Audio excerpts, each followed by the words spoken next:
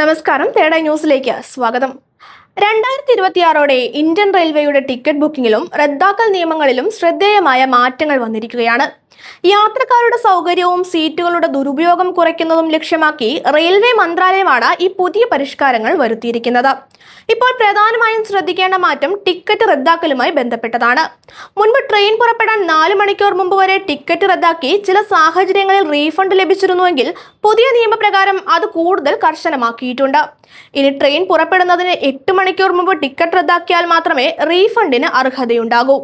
8 മണിക്കൂറിൽ താഴെ സമയം ബാക്കിയുള്ളപ്പോൾ ടിക്കറ്റ് റദ്ദാക്കിയാൽ പണം തിരികെ ലഭിക്കില്ല. റീഫണ്ട് തുകയും റദ്ദാക്കുന്ന സമയത്തെ ആശ്രയിച്ചാണ് നിശ്ചയിക്കുന്നത്. ട്രെയിൻ പുറപ്പെടാൻ 48 മണിക്കൂറിന് മുമ്പ് ടിക്കറ്റ് റദ്ദാക്കിയാൽ ചെറിയ ക്ലറിക്കൽ ചാർജ് മാത്രം കുറച്ച് ബാക്കി തുക ലഭിക്കും. 12 മുതൽ 48 മണിക്കൂറിനുള്ളിൽ റദ്ദാക്കുകയാണെങ്കിൽ ടിക്കറ്റ് തുകയുടെ 25% റദ്ദാക്കൽ ചാർജായി ഈടാക്കും. 8 മുതൽ 12 മണിക്കൂറിനിടയിൽ റദ്ദാക്കുമ്പോൾ 50% വരെ നഷ്ടപ്പെടും. എന്നാൽ 8 മണിക്കൂറിൽ താഴെ മാത്രം സമയമുള്ളപ്പോഴാണ് ക്യാൻസൽ ചെയ്യുന്നതെങ്കിൽ റീഫണ്ട് ഒന്നും ലഭിക്കില്ല എന്നതാണ് ഏറ്റവും പ്രധാനപ്പെട്ട കാര്യം. അതേസമയം യാത്രക്കാർക്ക് സഹായകരമായ ചില ഇളവുകളും റെയിൽവേ കൊണ്ടുവന്നിട്ടുണ്ട്.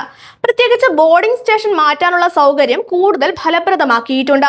ഇപ്പോൾ ട്രെയിൻ പുറപ്പെടുന്നതിന് 30 മിനിറ്റ് മുമ്പ് വരെ ഓൺലൈനായി ബോർഡിംഗ് സ്റ്റേഷൻ മാറ്റുവാൻ സാധിക്കും. ഒരേ നഗരത്തിൽ ഒന്നിലധികം സ്റ്റേഷനുകൾ ഉള്ളപ്പോൾ ഇത് വളരെ ഉപകാരപ്രദമായ ഒരു മാറ്റമാണ്.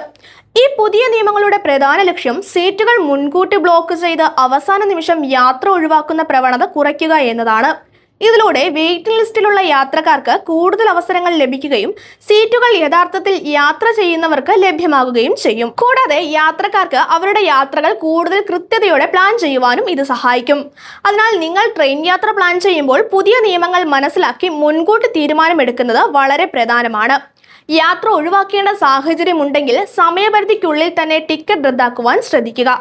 ഇങ്ങനെ പ്ലാൻ ചെയ്താൽ അനാവശ്യമായി പണം നഷ്ടപ്പെടാതെ മികച്ച ഒരു യാത്രാ അനുഭവം ഉറപ്പാക്കുവാൻ സാധിക്കും.